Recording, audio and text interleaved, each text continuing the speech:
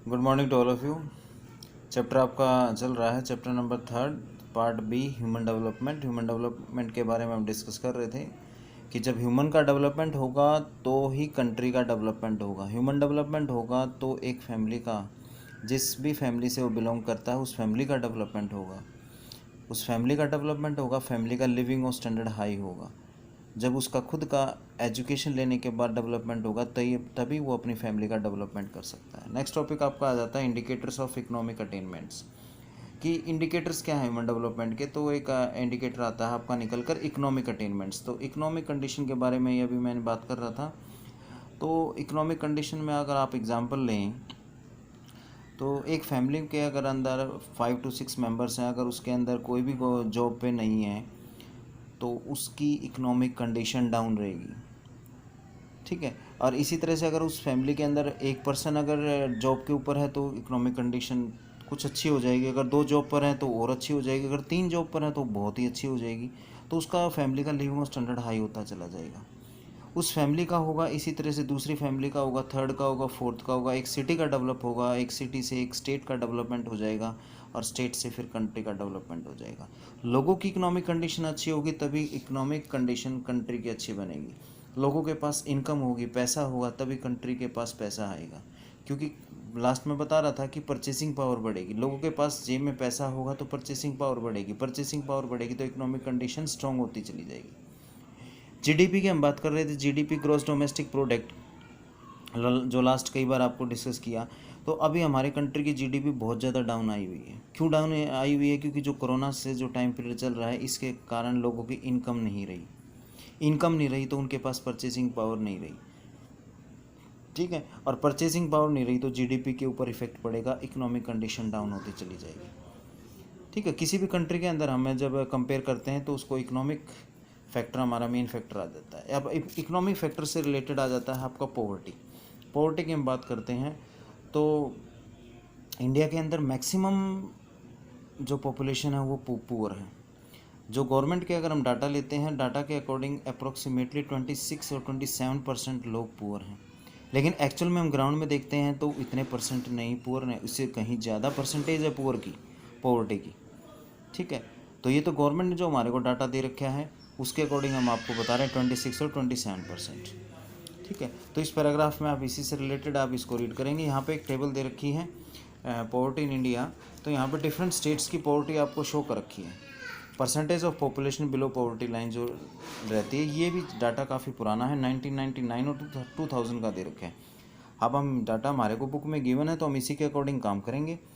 तो इसके अंदर जो सबसे पुअर स्टेट है आपका इंडिया का वो है उड़ीसा, जिसमें अप्रोक्सीमेटली 47.15% लोग पुअर हैं। सेकंड बात आ जाती है फिर उसके बाद सेकंड स्टेट की भाई बिहार। और देखिए दूसरी साइड अगर हम उड़ीसा की हम बात करते हैं तो उड़ीसा के अंदर मिनरल में रिच है। ठीक है। मैक्सिमम कंट्री के अंदर है जो मिनरल्स हैं वो आपका छत्तीसगढ़, आपका उड़ीसा और बिहार, यहाँ से मिनरल्स दूसरी स्टेट्स में पहुँचाए जाते हैं।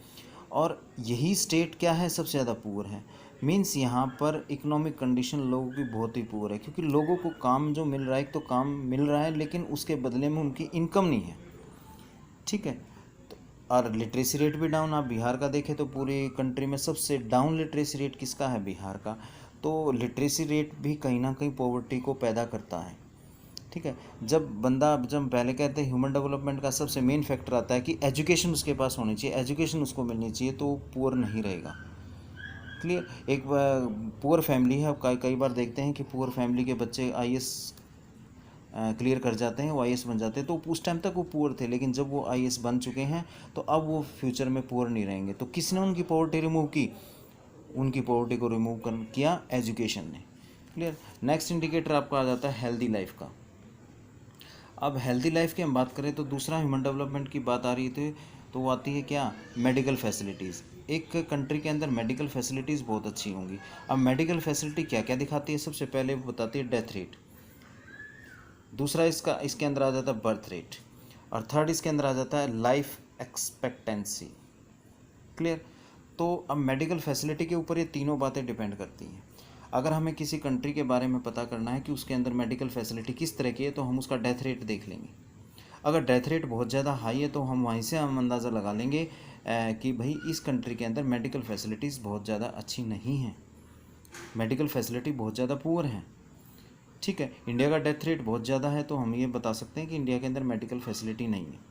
और मेडिकल फैसिलिटी को आप वैसे भी देख सकते हैं, आप जिस डिस्ट्रिक्ट के अंदर रहते हैं, सोनीपत डिस्ट्रिक्ट के अंदर रहते हैं, अगर हमारे को या किसी को भी अगर कोई सीरियस प्रॉब्लम हो जाती है, सीरियस डिजीज़ हो जाता है, तो यहाँ आपके सोनीपत में कोई वैसा हॉस्पिटल नहीं है जो आपको उस टाइम पे अटेंड करेगा। और नाइट अगर की हम बात करते हैं, नाइट में अगर प्रॉब्लम हो जाती है तब भी हम कोई ऐसा हॉस्पिटल आपको नहीं मिलेगा जो आपको अटेंड कर लेगा।